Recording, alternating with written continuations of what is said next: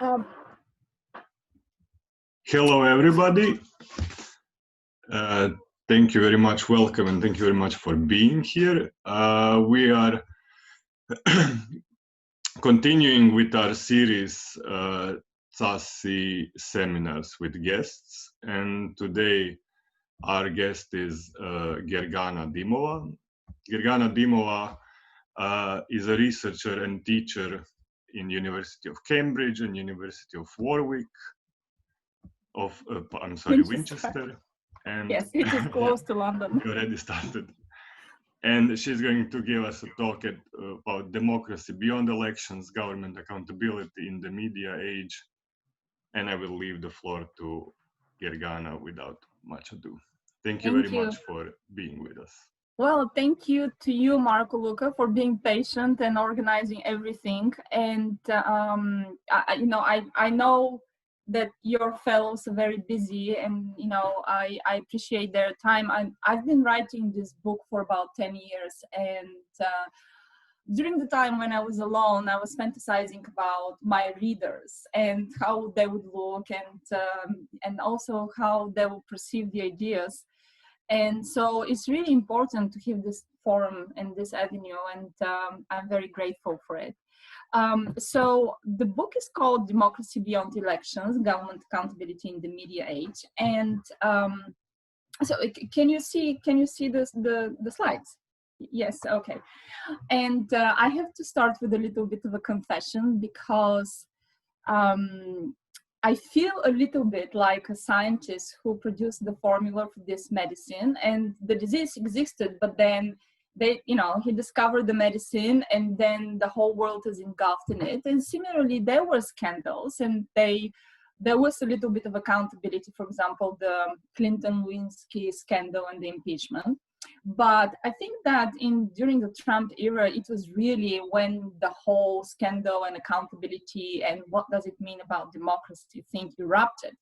And I think that the book is a good basis for having the analytical formula for thinking about these processes in a very systematic and methodological and also data-driven way. Part of the reason why this took me so long was because I actually wanted to have some sort of a data for this. So the main question that the book is asking is how can we make sense of not just the media scandals, but also the aftermath of the media scandals, about how these allegations are handled, are they investigated, are sanctions produced, and what does it mean for democracy, especially if we can't establish the veracity of the allegations in the first place.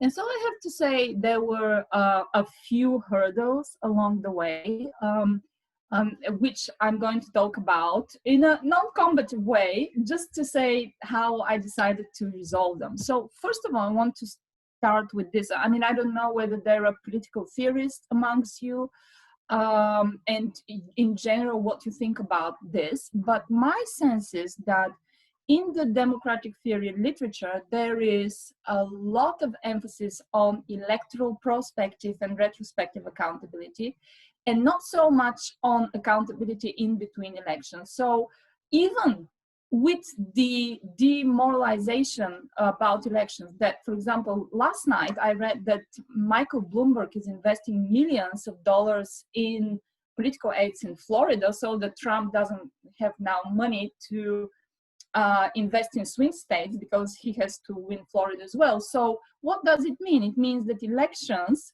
actually allow these billionaires to influence public opinion through influencing political ads. But this is not the end.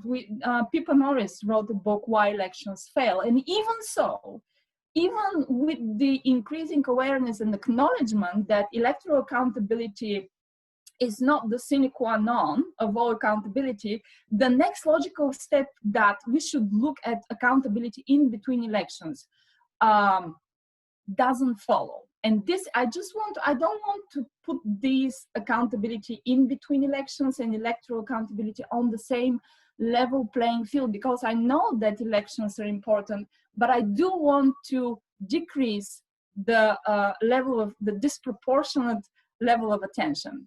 And so you probably, I mean, those who are political theorists for sure know that the people of England, what Rousseau said in The Social Contract, the people of England regards itself as free, but it's grossly mistaken. It is free only during the elections, the election of members of parliament. As soon as they're elected, slavery overtakes it and it is nothing. And so I think that we do not need to resign ourselves to being nothing in between elections, because first of all, it's not realistic. Government ministers are dismissed when they misperform. Policies are reversed. So there is actual accountability, even if it's not impeachment taking place in between elections. It allows for a level of specificity in the sense that you can react to particular policies and to particular people. And I think that in a depoliticized world, in a non-ideological world, this is super important, because it allows you, even if you don't like Trump, you may like his tax cuts. And so by being able to react to particular issues rather than a whole bundle, ideological bundle, this is what accountability does. In between elections allows you to do, whereas in elections you kind of have to vote for the whole thing, you know, the parts that you like and the parts that you don't. And also you can be reactive. In other words, if you're in a bad marriage, you don't have to die to change your husband. I mean, there must be a way to do something to exit before the next elections. So this is just a little bit of a normative hurdle that I have. But this was nothing in comparison to the realization that actually there is no database of political scandals and the institutional consequences of these political scandals and their sanctions. Because in the media studies field, I don't know whether there are media scholars amongst you. I would love to hear, you know, feedback about that too, about everything. There is no standardized formula for us to conceptualize, categorize, and what we call operationalize political scandals. So this, you know, it's not the Lewinsky scandal, it's actually the Profumo affair in England that was the archetypical scandal, where this John Profumo, who was the Minister of War, was alleged to have a short affair with this woman who was in relationship with a Soviet spy. This was in the 1950s. So, so the question is, how do I operationalize this scandal? Did it start when the affair started? Did it start when somebody wanted to make it public, when the media talked about it, when Profumo was asked by a Labour MP about it and he lied in public, or when he was dismissed, which would be the sanction, and he became a janitor for the rest of his life? So the problem is that the world is very diffuse and it's not discrete, and unlike issues such as unemployment, we don't have a pre-formulated way to capture reality. So I had to do it in Excel by having categories for numbers. So for example, who is the accuser, what is the type of accusation, what government minister, so these immediate accusations leveled at the government, what government minister was accused, what kind of verbal response they gave, what was the type of investigation, we had sub-investigations, and the sanctions. And don't even ask me about the coding scheme for the sanctions, because there were 3 ways to operationalize it. But apart from this, you know, my trials and mainly tribulations with the data, there are some interesting findings on the media side that actually this gave me. So for example, as you can see here, I don't know to what extent it's visible, but one interesting finding that comes from this data is that it is the opposition that makes the accusations public in the media and the journalists who make the accusations public in Russia. Why is that? I mean, is it because there is not enough media freedom in Germany, or because there is this very strong assumption, I think, from the Nixon times, that investigative reporting is at the basis of making the allegations public. But in fact, you know, the Bob Woodward had a deep throat. They had an intelligence, they had an outlet that gave them all this information. So actually, we would presume that there is enough corruption and enough incompetence always to go around. At least that's my presumption. I don't know whether you're as cynical as I am. And then the question about what part of that or mountain of bad stuff becomes public is a very trickiest question, and it's not against the presumptions that people make. It's not investigative journalism that actually makes the transition from the hidden sphere to the media sphere. And the way this is translated, it's through the opposition. The opposition in Germany is the main watchdog. And what's up with the finding that the journalists in Russia actually make the accusations? Well, my interpretation of that is that what really is happening is that you have media outlets that are owned by various oligarchs, and what happens is that they settle scores through making allegations with various power holders. But I don't know, I mean, I can't prove that. But here is another thesis for you to consider. So I am speculating that for the accountability process following in the aftermath of media allegations, it's very important what type of allegation we have. Because I think that if you have an incompetence allegation, you know, so for example, you did not handle a terrorist attack. People within the theater died. And so that's pretty obvious to see. Whereas, and also there is no moral element in it. Whereas if there is a corruption by definition is a hidden activity. You don't have the goodies, and also there is a moral element in it. So you can, you know, well, I guess some populations are more accepting of it than others. And so it really depends what kind of mud you get thrown at you. And then I think, and that's it where a lot of media specialists end their studies with, you know, what are the scandals? So they catalog them, and that's it.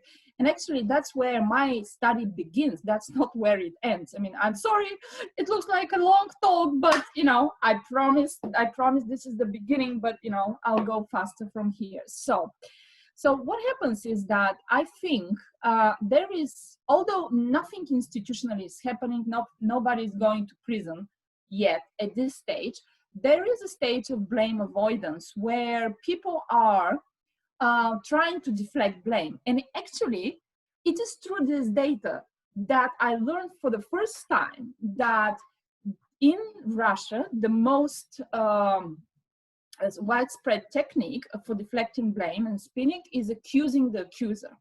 Whereas in Germany, as you can see, that's the darkest bar.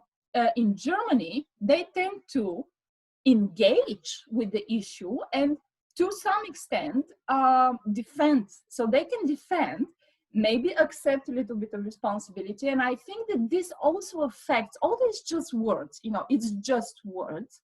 But in my mind, it does affect the accountability process because it manages people's expectations. So there is this whole issue of blame avoidance and how I think, and this is again, I can't prove it, it's open for discussion as everything, obviously, but this more in my mind than others, that if you engage with the character of the accuser rather than with the allegation itself, then the level of accountability is lower. And so recently, Piers Morgan, who is a British journalist here, said that Joe Biden needs to come forward and address the Hunter Biden allegations, and because 6 days have passed and he didn't take an active stand to it. And so I think that, you know, taking a stand, what kind of stand you take or not taking a stand also affects the accountability process. And so now I'm going to move to the interdisciplinary hurdle. So far, that was the normative one where I was thinking about accountability versus elections. The second, the data. And the third one is the interdisciplinary hurdle. And I'll start with a small example. I don't know whether you've heard in my home country, Bulgaria, There was this, a couple of weeks ago, there was this allegation that what you are seeing on the picture is the nightstand of the Prime Minister, which is filled with Euro banknotes, lots, like 500, like nobody knows, but I see 500 Euro notes because I didn't know they existed. So that was also very informative for me. But also there were like gold cubes inside, and a pistol, right? A gun.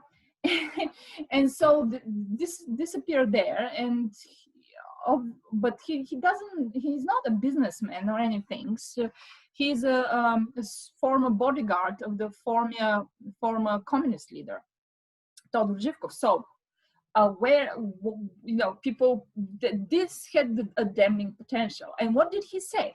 He said, look, this is a setup. And he said something which actually even sounded convincing to me. I don't know what you think about it, but he said,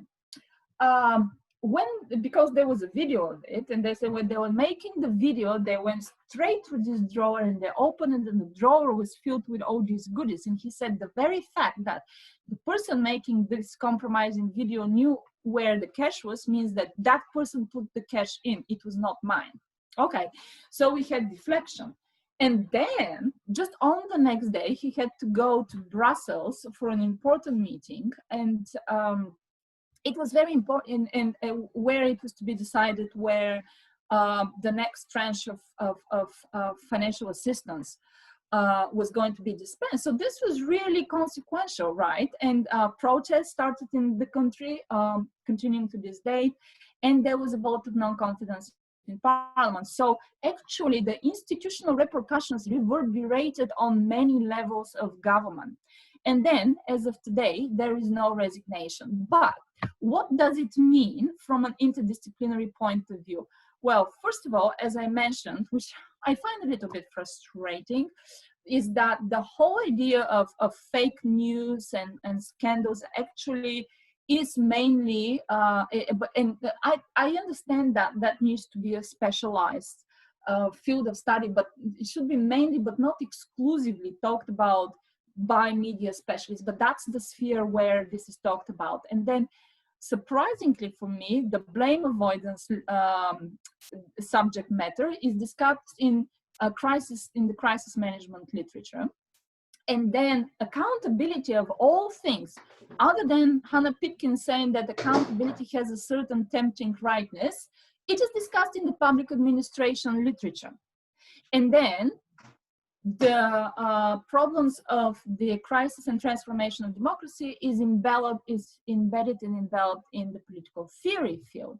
So to bring all this together was a gargantuan and very ungrateful task. So one of the main ways to do it was to basically start small. First of all, not think about the different stages in the process, but think about the different levels in the process. So instead of talking just about the current protests in Bulgaria, which is mainly discussed in the field of social movements and contentious politics, or just talk about the failed vote of non-confidence, which is legislative politics, or just talk about the European Commission, which is obviously international relations. I think these are obvious things, but I think that just putting them together, how would I know? I mean, how do I compare them? Because we want a comparative context for them. So I came up with this issue of accountability pyramids. I know you can't see that, and so I'm just going to explain what happened. So remember that Excel table that I showed you early on? So I put these numbers from the Excel table in Stater, and basically the numbers here in the accountability pyramid, and the numbers showing the likelihood that if, let's say, a media allegation is investigated by a parliamentary committee, what is the chance that that will produce a sanction for the government? So that is actually the numbers and the sanctioning powers of the various mechanisms. And I put them in pyramids, although the rational thing is not a pyramid, but that's exactly the point. The pyramid is arranging similar avenues, accountability forums on the same level. And so the more investigative forums you have on the same level, that means that there is a lot of separation of power, a lot of on a horizontal level. And what is happening is, you can see at the Russian accountability pyramid and the German accountability pyramid tell a very different story in terms of the disproportionate power of the Russian president versus the separation of power in Germany. And what does it mean? So, for example, if a government minister is accused of wrongdoing in Russia, the most influential forum, the most telling sign that that person is going to be sanctioned, is if the president, even if the president is not accused, the president's approval rating is going down. When the president's approval rating is going down, the chances that the accused minister will be dismissed is going up. And similarly, if the president is involved in investigation, the sanctions go up. And so it's the president, and then you have prosecutor and the Supreme Court. The Duma, the Russian Duma, not even there, okay? And in Germany, actually, you have an inverted pyramid where you have a number of investigative bodies which are roughly on the same level of sanctioning power. So you can, I call this a safety net. If one forum misses you, you're being caught in your misdeeds by another forum.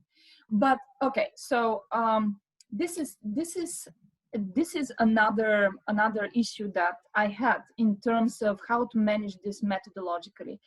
And so we have various assessment of processes, because really I'm arguing here, as I said, for a process orient, because this thing starts from the level of accusation and ends with existing or non-existing sanction. But the really interesting thing is, if you don't know whether the accusations are true or false, how would you know whether you need to have a sanction or not? So you need to have a process-oriented assessment. And so how does it work?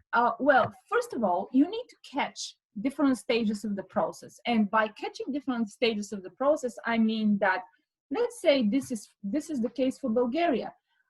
The most popular investigating forum is parliamentary questions, but parliamentary questions are not even considered an influential sanctioning forum. So there is a great disparity between investigative and sanctioning power. But does it mean that I should cast away one at the expense of the other? I don't think so, because sometimes parliamentary questions, especially when they're televised, they can have an important impact long-term, even when they don't produce sanctions. So what is important here is to be able to catch the various stages of these processes.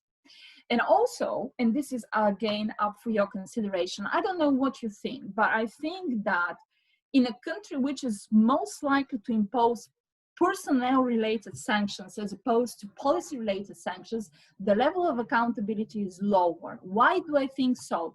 Because if you react to, let's say, dissatisfaction, public dissatisfaction with certain policy by dismissing a government minister, the policy remains, but the person goes. And especially in Russia, Russian ministers, they have 9 lives to die. They're like cats.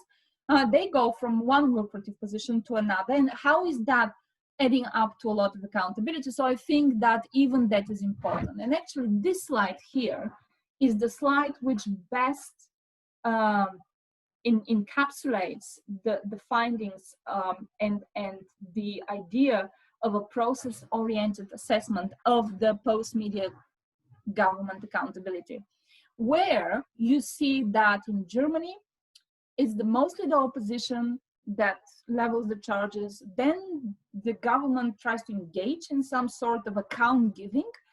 And then you have various levels, the prosecutor, the EU, internal government investigations, that kind of take the investigation process. And then the sanctions are policy related. Whereas in Russia, it's, as I said, mostly journalists. And the whole issue is presidentialized and personalized. So the process, the various stages of the process add up to the impression, it's data-based impression, that it's a lot about the president, and there is a lot of a personal element. More objective criteria take a second stance. Okay, so you might be happy that I've reached the essence of my empirical data, but actually I'm about to start with the what does it mean for democracy type of question, and which is not a very easy question to answer, because I discovered that I didn't have a straight answer to how these findings about the accountability process actually relate to democracy, because I had to go through more than 200 definitions of democracy to systematize them, to understand how they differ, and then to translate that model that I produced into a model that I could make sense of. So here is what I propose. I propose that we think about the models of democracy in terms of supply and demand. What this means is that the supply is what the government produces in terms of responsive and representative institutions, economic growth, and so on. And then the demand is the people. And so I am making this proposition, and actually it's even theories of the crisis of democracy also say that that's the case, that actually the crisis of democracy is conceptualized as the difference between supply and demand. As seen in the models of the confidence gap. So this is about the gap, the dual control gap, international gap, opportunity gap, but also in the models of the, for example, Francis Fukuyama, the decay of the modern political institutions. That is about the shortage of supply, institutional supply, the shrinkage of the representative channel. That is about the shortage of supply as well. And then on the demand side, you have very passive audience, very passive people who don't want to vote. That will be the audience democracy conceptualized by Bernard Manning. So we have the difference between the supply and demand, and that is the model of the crisis of democracy. And now I'm going to say something that is even more controversial, which is that in the model of the transformation of democracy, it is the supply that if you can see, is the supply that forces the demand. What does it mean? I mean, so I have an article coming out next month which systematizes 24 turns in democratic theory. Excuse me. Okay, so it systematizes 24 turns in democratic theory. As you can see, monetary turn, which I very strongly relate to John Keene's work on monetary democracy, and as well Pierre Zondon's work on counter-democracy, and then Ben Azman with pragmatic turn. But also, I think that this actually should be segregated from the representative turn, international, deliberative, participatory, local, democratic, and so on turns. Because the turns that, because I don't think that my mouse works, but basically most of the turns, the models of democracy, of the transformation of democracy, presume that in some way the forum defines the demand. So for example, according to Michael Saward, which is the idea that elections as a process, their elections are a procedure which results in manufacturing the representative claim, if I understand the book correctly. So the representative claim is born out of this process. So in a way, even if people go into this process with some ideas, they're going to be changed. And also so I don't know whether there are any deliberative theorists amongst you, but also in the deliberative forums, you do get sympathetic about people, you get enlightened because you learn about the others, and as a result, you're thinking about the issue through deliberation changes. And because I'm an old person, relatively speaking, so I know that people don't change. They do have predetermined desires, and actually don't believe that they can change so much during elections. I mean, I don't even know. I still have to meet an undecided voter. Who are these people in the swing states, But so basically, I believe that people actually, the forum doesn't affect the demand so much. The supply doesn't affect the demand, and this is what happens in the literature. Is in the model that I propose is actually various peoples with predetermined demand seek forums that match what they can put in terms of costs, time costs, money costs, and also they seek forums that correspond to the issue that they're interested in. So supply meets demand in terms of investigating forums, and that produces and that produces a process, an accountability process, which has various stages and various elements. And so what I learned from this book, I actually wrote in this book, which is coming in December of this year, if I can do the bibliography in time, is that it's actually, we are facing unprecedented level of political uncertainty, in the sense that because there are multi stages of this process, and we have a process-oriented view, it could be the case that, you know, if you go to this here, it could be the case that actually in the accusation phase, the process is very democratic, but in the investigative phase, it isn't. And so there is a mismatch of the democraticness of the various stages, and this is what breeds political uncertainty. And so, but I think that also, and so this model that I propose is more contingent. It depends on circumstances. It depends on the people who are involved, and it's less definitive, but it's more contingent.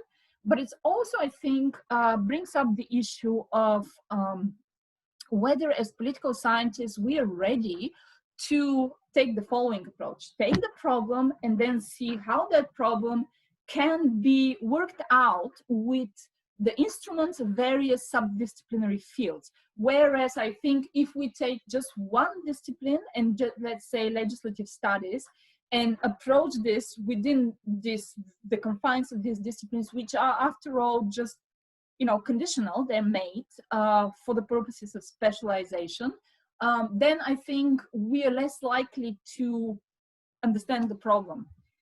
And so I believe that also we need theoretical models that are more interactive. And so, but I also just, and this is, I'm going to end here, we need models, we need to pay more attention to accountability. And so my mom, who was a philosophy teacher and psychology teacher, I remember as a child, I was just jumping over books of Plato and Aristotle, and one of them was Dale Carnegie, and actually I thought that I was going to end up with this, to make the analogy to accountability and election. So he was saying, I edited this for shortness, but he's saying that on the slope of Long Peak in Colorado lies the ruin of a gigantic tree. During the course of its long life, it was struck by lightning 14 times, hit by avalanches. It survived them all. In the end, however, an army of beetles attacked at the tree and leveled it to the ground. And what I want to say is that in democratic theory, the avalanches and the lightning are the elections. So elections are these powerful forces that, for example, especially if there is Russian interference, they can kill democracy, right? But in this case, the beetles, that's the accountability mechanisms. Very little by little, but incessantly and consistently, they can get and undermine democracy without us even noticing. And so this book is a plea that we don't allow that to happen. So that's, I'm gonna end here, and I'm all ears, because, you know, I wrote this all by myself, so I don't even know, you know, how it came across at all, if it made sense. So thank you very much. This was extremely interesting, and yes, it makes a lot of sense. Thank you very much for this talk. now we could move to questions or comments from the audience, if anybody has one. So let's leave them to sort of. I actually have a couple of questions, but maybe sort of. First of all, Tanya, yes. So I didn't see you. No.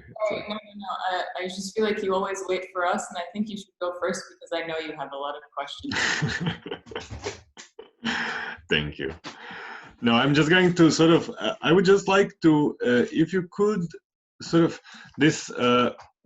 I have two questions, so I will just ask one now. Just sort of, if you could just expand a bit on this demand-supply issue, because I'm not sure I completely sort of understand it. So in this sense of, you're actually arguing for the demand side, as far as I can tell, of the equation.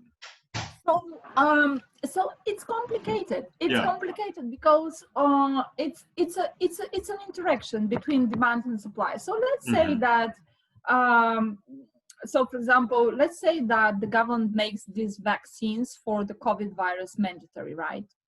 And then there are mothers who oppose this policy. And so the question is that they want some sort of redressal of that thing, but they don't want to wait for 4 years or less, you know, until the next elections. And so, yes, it is definitely a question of supply, in the sense that, are these mothers active enough to activate the issue? But also, it's an issue of supply, in the sense that, are there forums that can take this issue seriously? Can they investigate it? And what would the outcome be? Whether because actually, there are two cases that actually made me think that this accountability might work. You know, I don't know whether you know, but in England, if you miss school, you're being fined. So one dad sued the government because he was fined by the school, but also the airlines are making the tickets during the school breaks extremely expensive. And he said, you know, I'm put in this situation, and actually they let that person go. So the government made a concession in terms of this. So it is a question of demand, but also, is the court available? Do you have the money? Do you have independent judges? Can you get this process through? In terms with the vaccine, how active the mothers are is also important, but is the government willing to listen? Would this be taken on the parliamentary arena? So it's actually a combination of demand and supply, because if you have very passive citizens, but the forums are not there, and the government doesn't listen, it won't work, I guess. Okay. Yes, I understand. And I love that you this idea of debundling of positions. Yes. I think that this is crucial. I mean, we are currently sort of developing a project that is investigating or is going to be testing some forms of open source democracy from Taiwan. Their sort of a variant of their model. And one of the things that we keep coming back to is this idea of debundling as something that has a great consequences for democratic politics, when you have sort of specific issues and people do not have to relate to the whole position and, you know, take everything because they have some commitments and then they have to sort of subscribe to all the commitments in the bundle. I think that this is very interesting. So I was wondering if you could also sort of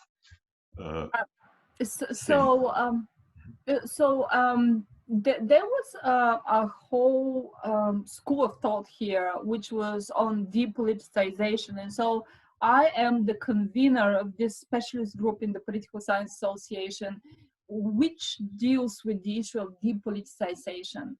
And it's part of this idea that in the aftermath of the Second World War, about 60% of the people's preferences could be explained by the so-called cleavage theory by Steinrocken, which is that your religion, your class basically determine who you're going to vote for.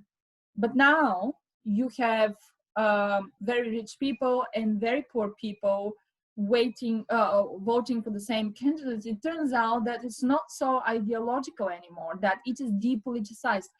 Also, with the emergence of this movement, which, I mean, protests, which maybe the Women's March, not so much, but it's not, you know, the Women's March, it's not so much political. It is, I think, there is the occurrence of this leaderless, horizontal, apolitical movement. And so this is born out of the idea that elections cannot be so powerful mechanisms, because elections give you what?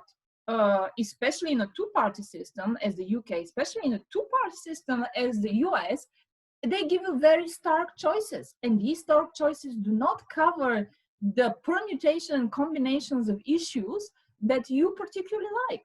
And so as a result, there must be other mechanisms for you to kind of pick and choose the parts of the bundle that you feel more comfortable with. You know, I don't know, is your project, sorry, which countries did you say your project covers?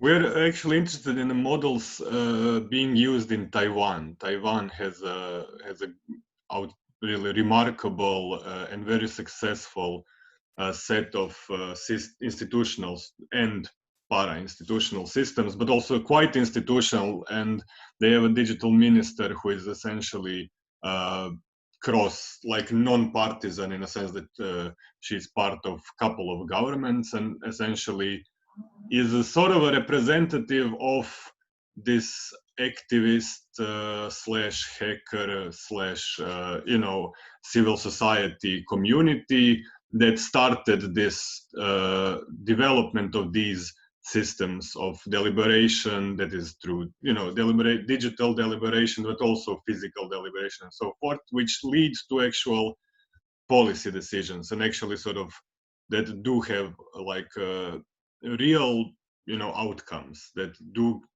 come to policies that get implemented and so forth. So they have a very outstandingly successful system in this sense. So we're sort of, we're also talking with them and some other organizations that they are working with, and trying to sort of develop a system that we would probably test in city of Rijeka, actually, to sort of a small scale.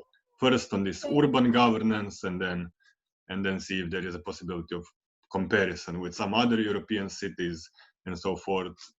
So, but this is the idea. And this debundling is also, as exactly as you noted, I mean, it's always this idea of having some mechanisms to work, you know, to make your voice heard, but also to sort of, from my point, I'm an epistemologist, so I'm interested in actual intelligence of this process. I mean, you know, the possibility of this process to actually solve problems and make better decisions through these mechanisms. Okay, then later on, you know, I want to ask you about this idea whether people can, you know, when they come to a deliberative forum, as an epistemologist, what do you think that, what extent do you think that people can change their preferences in the process, you know, of deliberation and decision making? Because do we have a systematic way to figure this out? You know, to what extent people's preferences actually change? Because if they do, that would be a really important point in favor of, you know, these deliberative forums that you mentioned. Yeah, I agree. I mean, generally speaking, the data always shows that there is very little. There is an enormous amount of problems with different deliberative forums, and they do have this tendency to just sort of solidify the opinions which everybody shares in the group, and especially with the sort of highest status members of the group, yes, yeah, you know, share. So this is the at one point problem of deliberation, but on the other hand, the thing is that this same problem is actually, these phenomena are noted across all groups. So even the sort of elite members of the society, if you wish, in this sense, when you have like if you were to say, yes, but this is because people think this way, but there are those people who are trained in making decisions or politics or whatever, and they should have, we should delegate some decisions to them. The problem is that actually they exhibit the same kind of behavior. Yes, yeah, So yes. nobody is actually, so this is why this sort of, we call it open sourcing, but you can, call it any kind of sort of opening. This stronger participation actually works to immunize against this as much as it's possible. Of course, it's never sort of going to the optimal system. It's always sort of, trading off with some, making it less suboptimal, so to speak, not necessarily guaranteeing any optimal results, but this sort of opening it up actually is there to immunize against this sort of groupthink, this idea of solidifying these kinds of opinions. Because So. in a way they replicate the opinion leaders, as opposed to, yes, yeah, I understand. I'm not a specialist, so that's why I wanted to see what's going on inside. Yeah, but yeah, in general, I just I don't know. What I was most afraid about, with this book is because it's so intransient. It's so hard to keep a lid on this thing, and there are a lot of moving parts. So I try to bring it all together, and to make the point that we need to follow the process through and be as comprehensive and encompassing as possible. But sometimes, but I understand that in reality, it's very hard to do. So I'm just interested whether I don't know what countries your fellows come from, but whether this model works in the politics, and whether it is applicable, because that's what ultimately makes a model strong, whether it can explain real world politics. Do we perhaps have some comments or questions or sort of inputs into the conversation? Dani? Yes, thank you.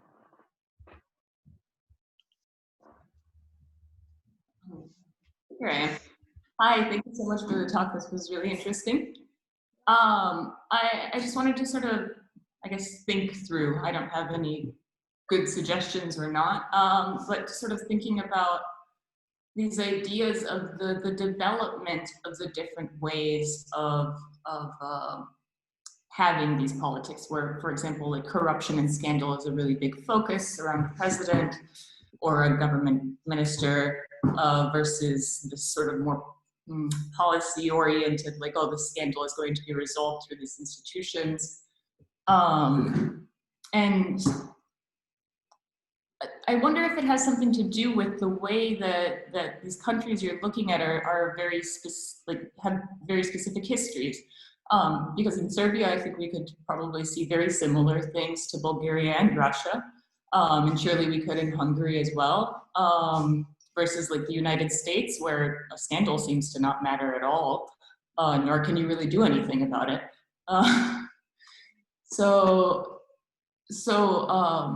With these sort of like post-socialist spheres of transition, I don't know what it's like for Croatia. I presume somewhat similar.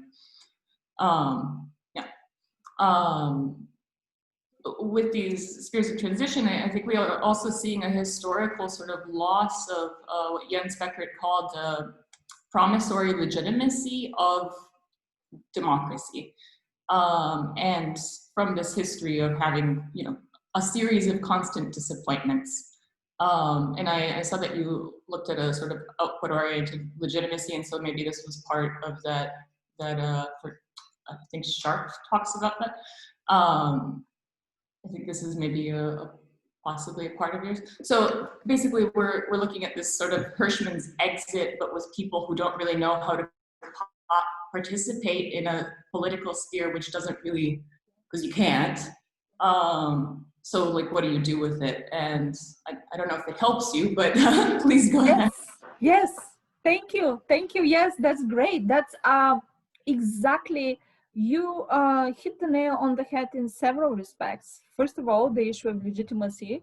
And actually, I don't know whether, you know, one of Pierre Rosanblon's books on legitimacy, and he's saying that now we are used to thinking that democracy is normatively legitimate just because you're being elected and you live with representative institutions. That makes democracy good enough and it's legitimate enough. But that no longer counts, because it turns out that some people can subvert the legitimacy of the institutions. So there is no inbuilt legitimacy. There is legitimacy. That legitimacy needs to be constantly practiced.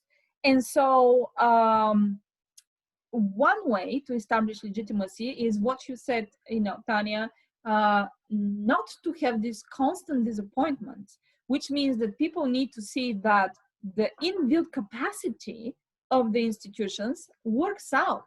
And so I think that the more they see that the institutions investigate the government in a thorough and non-biased way, for example, by producing reports or by just seeing how the parliamentary questioning works, people's idea of processual legitimacy rather than inbuilt legitimacy increases. And so this is important, because when you have indications that this accountability process is democratic, it increases the legitimacy. And so it's a little bit of a self-fulfilling promise. Whereas if you have a lot of media allegations and they fall through the cracks because these supposedly democratic institutions don't work, you don't see them working, they are subverted by the actors who occupy the institutions, then legitimacy is compromised. But also, other than talking about legitimacy, you so well brought up Albert Hirschman's work on exit and voice. I mean, basically, with elections, we have people who voice, you know, vote, and you have people who exit, which is the people who don't vote. And what about the rest? And actually, the accountability mechanism is a mechanism which allows people to rise from their passivity and maybe take a stand, maybe participate in the Women's March, maybe be angry about the school rule, maybe be angry about the vaccines, as Marco Luca was saying, to have issue-based grievances. And so I think that just gives you more rigor, more opportunity to participate in the process. That sort of accountability. It is the accountability is the middle way between the exit and the voice. That's exactly, I actually write about this in the book. And you so well pointed that out. With this, sorry, just to sort of think about this accountability and how we consider possibly maybe like satisfaction and the importance of accountability. I think also is just from my own very small qualitative research is that I don't think it would necessarily matter so much if the corruption scandals even existed or didn't, if everything else functioned. And so it's this sort of like bureaucratic apparatus that shows you on an everyday basis that like this is kind of fucked up. And then also the corruption on top of it. So I think a lot of people are like, oh, if only just, you know, going to pick up my driver's license wasn't like an incredible hassle where I'm like fighting with a line. And so maybe even in Germany, it would be a different situation if their bureaucratic apparatus wasn't so you know, well, at least according to my interlocutors, so functional. So yeah. Yeah, it's the difference between what is in the news. So in the news can tell you that, you know, issuing a driver's license is a very corrupt thing, but then you have your own personal experience, right? And so, and that contradicts what you hear in the news. All things are swapped around. And so, to what extent, I agree with you, to what extent people get angry about what happens in the news is actually probably epiphenomenal. It is related to their daily experiences with, you know, it needs to resonate with reality.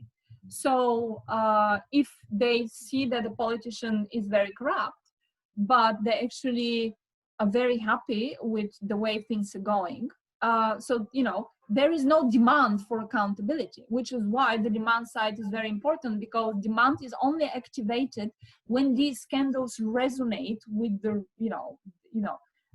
yeah. So I think that you're completely right in the sense that people probably won't react so badly to corruption allegations if they are perfectly satisfied otherwise. I agree with that.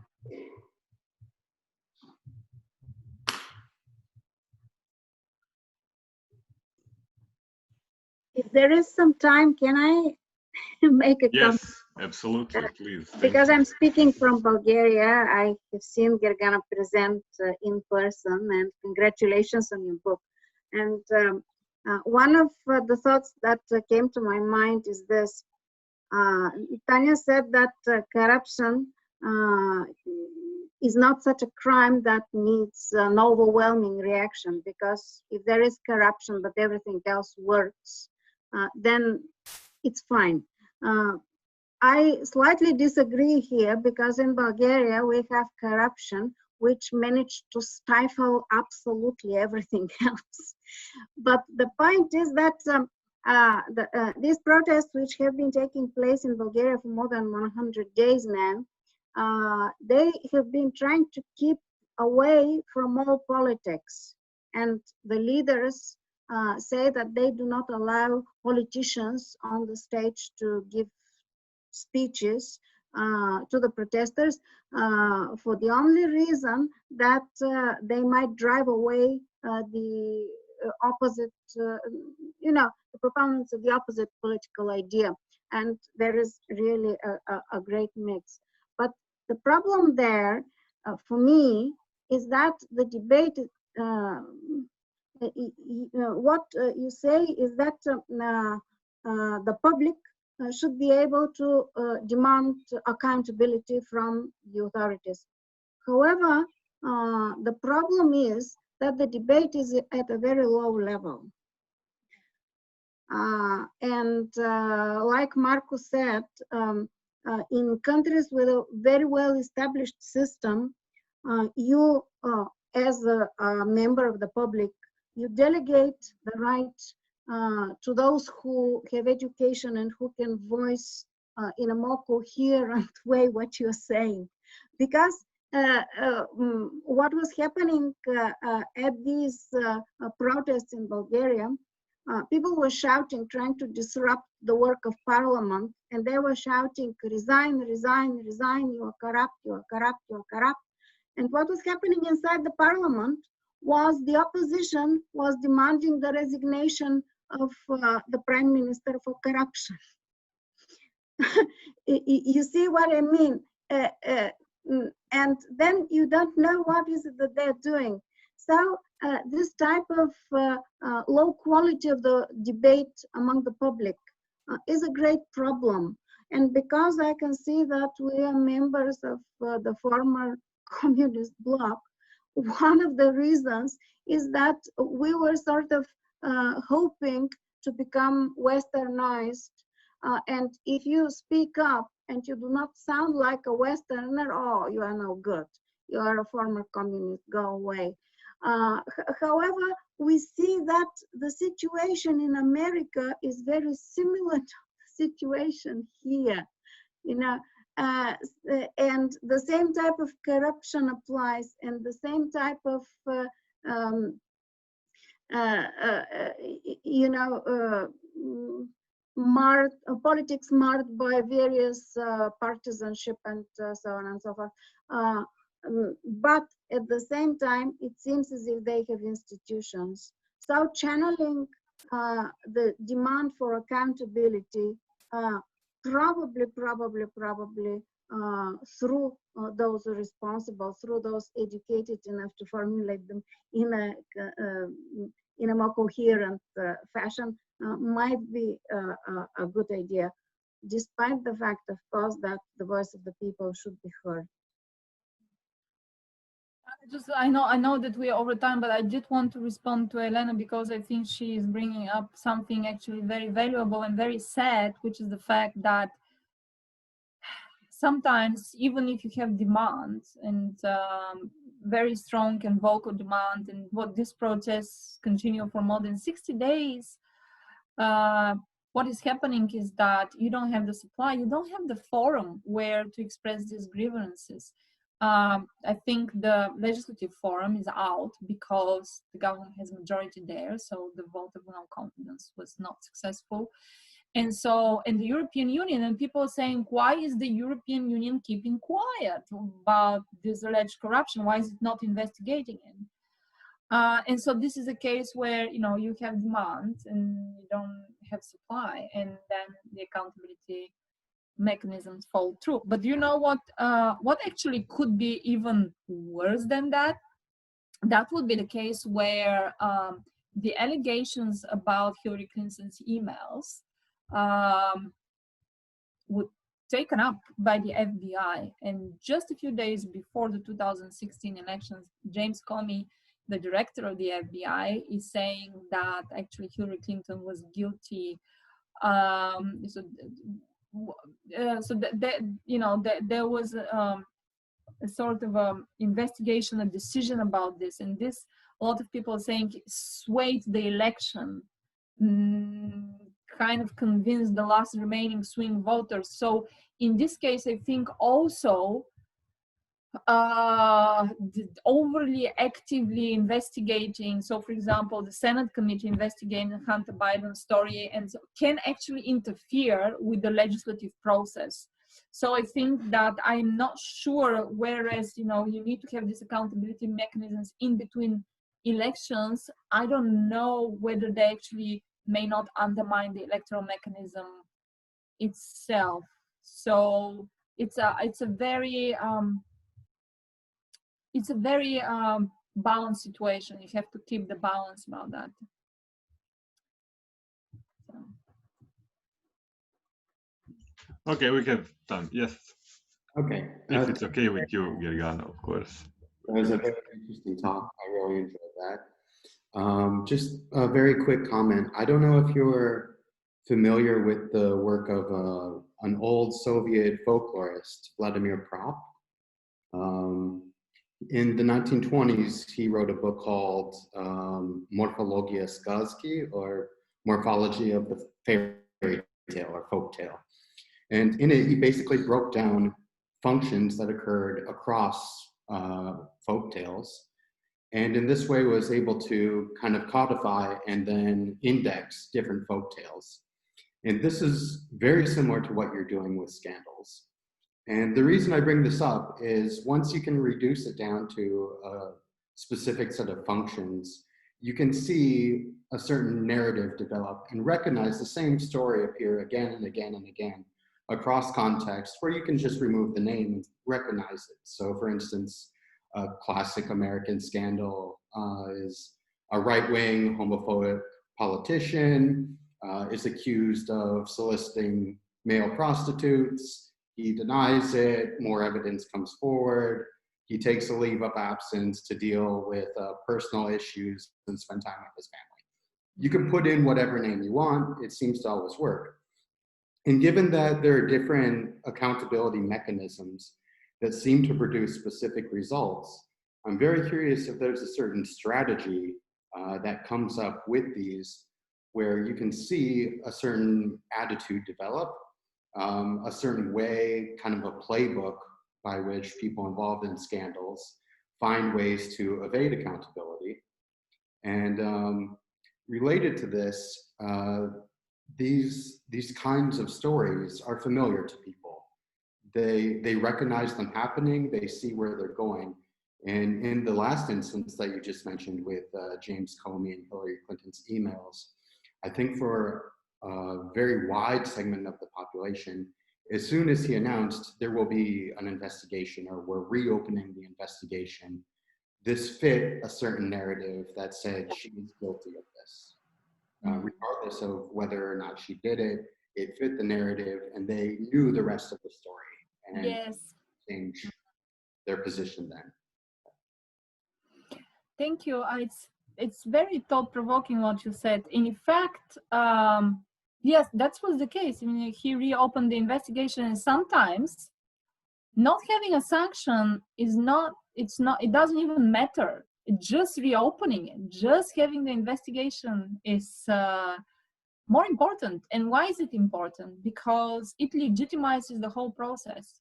So, for example, I don't know whether Elena would agree, but having the prosecutor general in Bulgaria look into some case, that also picks up the case from the general public noise and elevates it to the level of illegitimate investigation. And so what did Trump want? He wanted the Attorney General Bill Barr to investigate Joe Biden. So that, you know, investigating is already a thing without the sanction itself. And it's very hard. It's very hard because the sanction is an outcome and the investigation is a process. And then you asked me about how do different people avoid blame. Avoiding blame can be, do you know what they do in Russia? They go on a sick leave. So one actually a very well recognized strategy is to go on actually you said it too, they go away to reflect on personal matters. In Russia, that's usually, you know, you get sick suddenly. And so, but that is very hard to incorporate in this whole narrative because you have a sanction, you have an investigation, and you have, you know, you're saying, I need to deal with my family. I need to spend time with my family or whatever. And then you have a situation where you avoid accountability by just taking up a position in some ministry that is not as visible as the other ministry, but you continue to assign public contracts and so on. And so I think that the ways are limitless and they are not of the same type. And this is what is so unnerving about this type of research, because you don't have the same type of process outcomes. Very hard to, you know, we call them aggregate measures. You cannot aggregate them.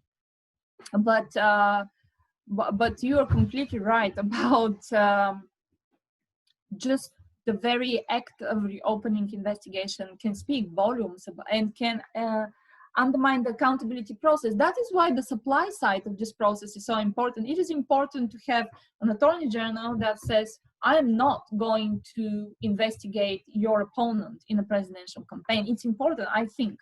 The supply needs to match the demand for this thing to work out. But I will if you can write that the name of that person who categorized the folk tales, I want to look it up because I don't want to be the only one, you know, dealing with issues. So I think what has been referred to is Vladimir Prop, but his studies were also integrated in Tsvetan Todorov's summary of all Hollywood films, where there is a hero, an alien force interferes, the hero goes on a quest, he finds a helper, and they together attack the evil, and then good prevails. But I absolutely agree with my colleague that these things are all in the narrative, and the way that you narrate the event and the characters that you invent usually tell the whole story.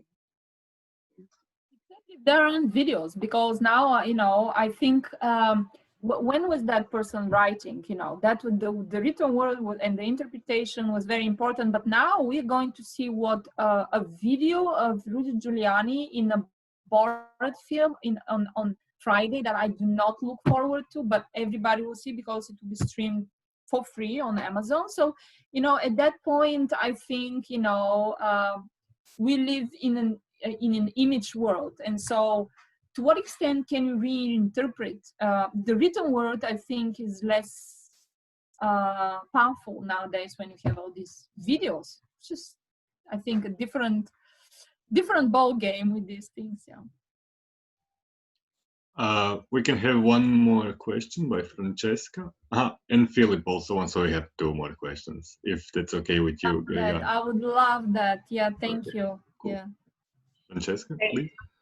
Thank you, Gergana, for this fascinating talk. I think that you approached theoretically a question which is very much debated in the region we are all dealing with. So my question is somehow, I would like to build on previous comments, and I would like to ask you, can you elaborate a bit more on the three European case studies that you mentioned, so Germany, Bulgaria, and Russia? How did you position them, and what is the time span you are looking at? I mean, did you see any trend in these countries, and would you have picked the same three case studies, for example, 15 years ago? So there is actually, thank you for asking that question, because so when I started studying political science a long time ago,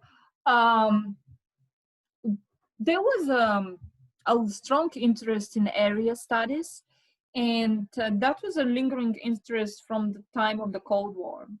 But then kind of, you know, now the cold, you know, with Trump and Putin, you know, it's just a different situation. And I think that area studies actually need to be integrated with other countries. And so people are asking me, for what reason exactly are you putting a study of Bulgaria and Germany in such a comparative perspective, and Russia, you know, Germany and Russia? So they said I compare oranges to apples and oranges, right? And my response is that that is a very beautiful fruit salad, which, by the way, is extremely informative analytically, because for some reason, I don't know how to share my screen, but you know, you are sharing the screen. Oh, I am, okay, all right. So where is, okay, so for example, when you look at, I don't know, I try to share. Okay, you know, can you see my PowerPoint or not now? Because I don't know what I'm doing. Okay, sorry about that. Okay, so yeah, we see it. Why is it important to have apples and oranges? Why did I really care about incorporating Bulgaria?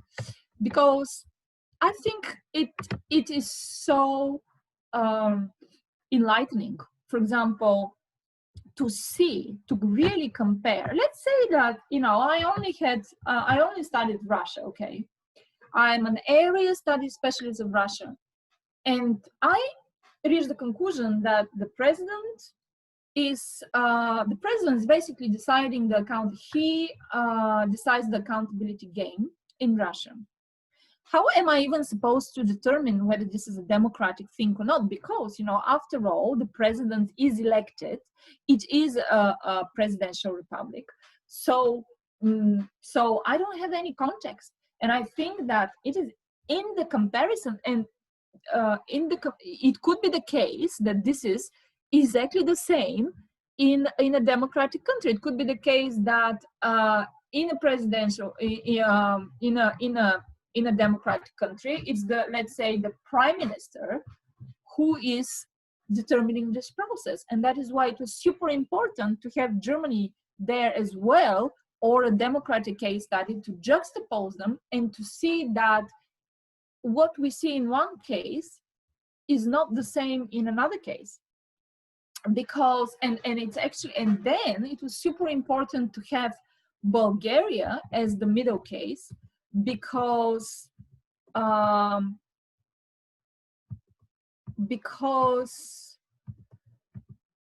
with Bulgaria, where is that graph with the process?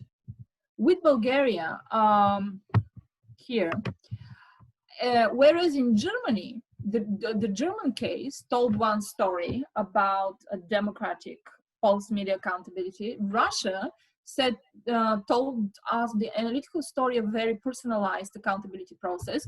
The Bulgarian case was more mixed up. So that was very important to have as well, because it shows you that actually what I'm saying, you know, not all good things come together all the time. You know, there are good things, there are bad things, and actually it was because I had this case that I decided to write this book about political accountability. Political uncertainty, because I realized that, you know, there are cases that, you know, not extremely, do not fall into the extremes. In Bulgaria, in some cases, you have, you know, policy-oriented, person-oriented, you have some denial of charges, well, mostly denial, but also you have some acceptance of the blame, which increases, enhances the accountability process. And so it is so important to have this comparison. And if I had chosen the route of, you know, the predetermined route of area studies where I would only study my own country, I think I would have missed the variation on the explanation, which would have weakened the explanatory power of the model that I'm suggesting. That's what I think. I could, you know, I don't know, but that's what I think. So basically, the book is a very, you know, bold. Because when, you know, they had to catalog the book, they weren't sure geographically where would they fit. So it fits under democracy. So it's in this rubric, which is very good, challenges to democracy in the 21st century. But it's not about a particular area, which is a very, you know, this book, it can't be cataloged. So that's a problem. So. Thank you. Philip, if I'm right, had one more question. Yes. Thank you very much. Thank you. It was a very interesting discussion we had. So I would just add an insight from, you said at some point that interdisciplinarity is useful especially when talking about democracy. Come on. You never know where to start from. You never know which way to go, certainly. So coming from the social movement scholarship, I would say my first hint on this general level on why the corruption is developing, why we have lack of responsibility by the side of political elite, especially in countries such as Bulgaria or other post-socialist countries. My first hint would be because the social fabric has been dissolved. Because on this demand side you were talking about, in the past 30 years, there have been no organized actor with the same or similar strength to an organized trade union, for instance, who would push this demand, as you call it, even though I don't like the vocabulary, supply demand. I think this economization of social and political sciences, but put that aside. But this power on the demand side is weakened because the social as such has been atomized, and we have the crisis of organization on this social side. And this is why certain mechanisms that are entitled to the political institutions do not only that they do not work or they do not function properly, but they don't have to function properly, because on the social side there is no actor which is strong enough to push them for more accountability, for more responsibility, for less corruption, and so on. And I think the specificity of the post-socialist region, with that respect, is something to be especially emphasized in comparison to Germany. You were talking about your comparison. I'm completely in favor of comparing Bulgaria to Germany. I don't think these are Mars and Earth. I don't think these systems are too different, but they are different, of course, as you know. And the last remark on what you just said, about, if I understood correctly, the title of your book, Challenges of Democracy in 21st Century, I would rather go, thinking of calling crowds post-democracy. So challenges of post-democracy in 21st century. I mean, I think long time ago we concluded that democracy is just an empty word. Thank you so much once again. No, I thank you. And but actually, I don't know whether Elena was following, because I think what you said, you said was so basically, if I understand correctly, and actually this is a very good example. I don't know whether I have this here on the screen, of demand. Okay, I don't know whether you can see this. Okay, so basically you are saying that, you said that the demand is passive and people are atomized. Did you say atomized? Yeah, disconnected. And then, so sorry? Yes, I said yes. Yeah. And then Elena was saying that demand, because I think maybe in relation to the current protests that are going on, demand is very active. So she didn't say why, but she said that they're active. And that is a very good illustration of how people conceive the differences in the demand, on the demand side. So I think that, that's why it's so important to have specialists in social movements like you, because they can actually really give us the database assessment. If you have somebody here who needs to decide between, what Elena is saying, what Philip is saying, they would have a more methodological way to make up their mind. But it is a contentious issue in the literature. I just map it out there. I just say that's the situation. Sometimes it's very active. You have silent majority, you have active minorities. It really depends on the issue. And sometimes it isn't. And that's why this process is so contingent. So it's you both could be right, depending on the case study. So thank you for bringing that up, because it really illustrates, again, how contingent this process is. Thank you.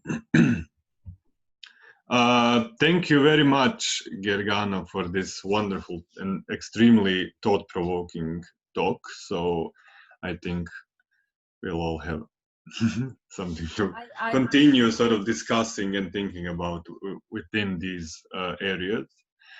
We really hope to host you in Rijeka and in Cres once this whole COVID-19 situation is a bit clearer in general. I would love to come. I heard from previous speakers that You know, the way your audience was described to me was a dream come true, interdisciplinary, engaged, and friendly. So now I can join your fan group. I'm part of your fan group now. That's great. Thank you. Thank you very much, and thank everybody for your questions, of course. And have a lovely day and good luck with everything, with your work. And if you have follow-up questions or, you know, just want to communicate, I'm all over the internet. So thank you very much. Thank you. I appreciate your time. Thank you very much. Bye-bye. Bye. Take care.